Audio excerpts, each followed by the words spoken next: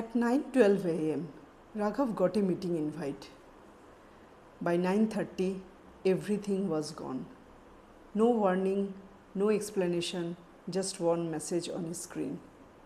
Raghav had logged into his laptop thousands of times. That morning felt no different. Same coffee, same chair, same quiet belief that life was under control. Until that notification appeared. Quick sync HR and manager. He stared at it a second longer than usual.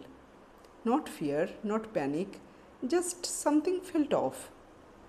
The meeting lasted exactly 7 minutes. Words were spoken, organization, restructuring, market condition, difficult decision, but none of it really landed. Because in those moments, Raghav was not hearing sentences. He was hearing the sound of something ending. At 9:30 a.m., his laptop refreshed. Access denied. The same screen that was held his all mails, meetings, deadlines, now held nothing. He walked to the kitchen. Mira was packing Arav's lunch. Meeting over? She asked. Raghav nodded. A small pause. They said, today was my last day. Her hands stopped midair. No drama, no question, just silence. Because both of them were thinking EMIs, school fees, groceries, parents' medicine, life.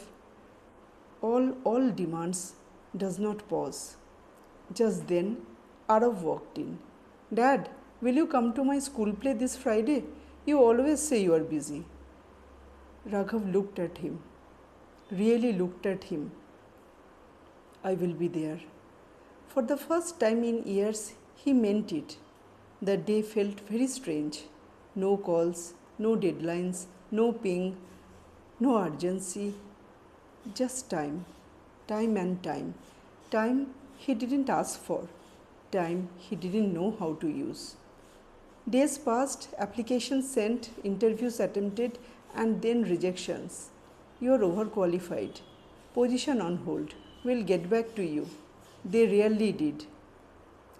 With every mail, something inside him chipped away. Not just confidence, identity. Because for years, Raghav was not just a person. He was a designation, a title, a calendar full of meetings. And now, he did not know who he was without it.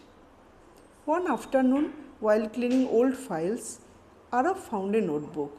What is this, Dad? Raghav smiled faintly. I used to write stories before work got too busy. Arav looked at him. Then why did you stop? A pause. Will you start again?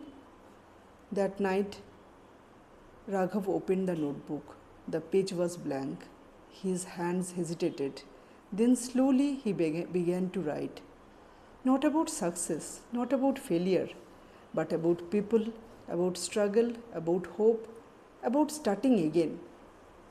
Day after day, he kept writing, quietly, without telling anyone. Weeks passed, he still did not have a job. But something had changed. He was present at Arav's school play, at dinner conversation, in moments he used to rush through.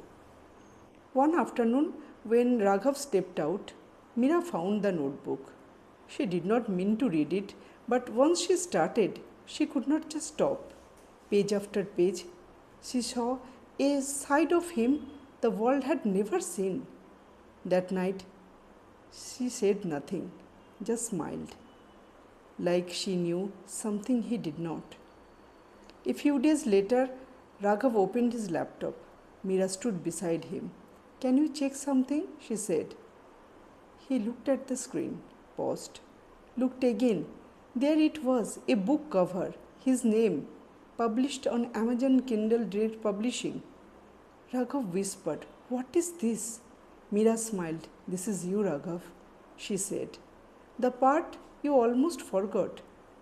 He did not reply, because in that moment, it was not about the book. It was about being seen. A small notification appeared. Your first order is downloaded. Raghav looked at the screen. Again, it is saying, your first reader has downloaded your book. Raghav looked at the screen, then at Meera, then at Arav. And for the first time in months, he smiled, not because everything was fixed, but because something had begun. Sometimes life takes away what you depend on, so you can discover what you are capable of, because your job is what you do, but who you are is something no one can take away anytime.